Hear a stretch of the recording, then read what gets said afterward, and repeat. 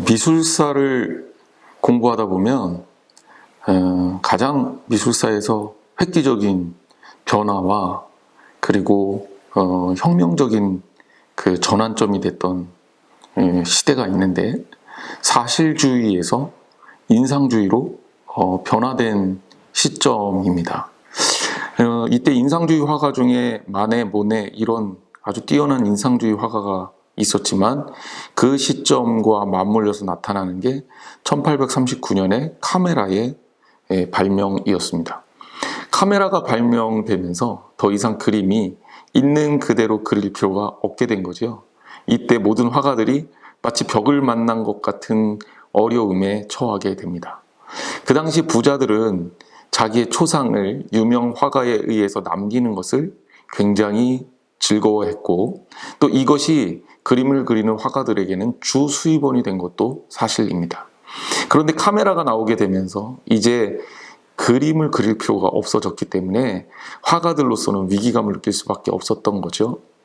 더 이상 있는 그대로의 사물을 붓으로 옮겨놓지 않아도 되는 시점에서 화가들은 새로운 길을 개척하게 됩니다.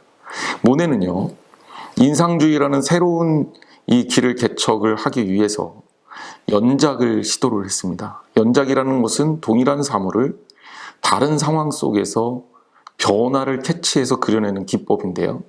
대표적인 게 건초더미 연작이죠. 건초더미를 25개의 연작을 그려내므로 빛과 또 환경의 변화에 따라서 얼마나 이 같은 사물이라도 다르게 표현될 수 있는지를 캔버스에 담아내기 시작한 겁니다. 또 그 이후에 포플러라든지 그리고 루앙대 성당의 연작을 그려내면서 모네는 이 위기를 극복하게 되죠. 마치 벽을 만난 것 같은 위기 속에서 새로운 사조를 찾아서 몸을 떠난 이들이 인상주의라는 새로운 영역을 개척하면서 미술은 그야말로 혁명적인 변화를 일구게 되는 겁니다. 이스라엘 민족을 생각해 봅니다. 출애굽이라는 불가능한 그런 어떤 일을 맞닥뜨렸을 때, 또 광야 40년을 보내고 가나안 땅을 전쟁으로 정복해야 되는 그런 상황 속에서 이스라엘은 어쩌면 그들이 어떻게 도전해도 깨뜨릴 수 없는 벽과 같은 한계를 만났는지도 모릅니다. 하지만 그때 그들은 힘을 냈죠.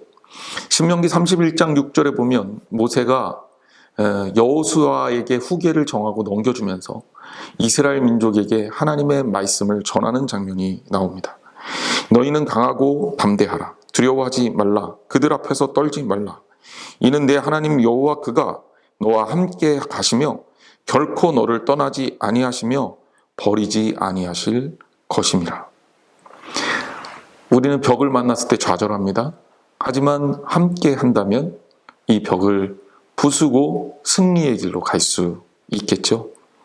문을 원래 벽에다 만드는 거랍니다. 벽이 없다면 문이 존재할 이유조차도 없겠죠. 벽을 만났을 때 문을 만들 수 있는 지혜와 능력, 무엇보다 믿음의 힘이 필요한 때가 아닌가 생각이 듭니다.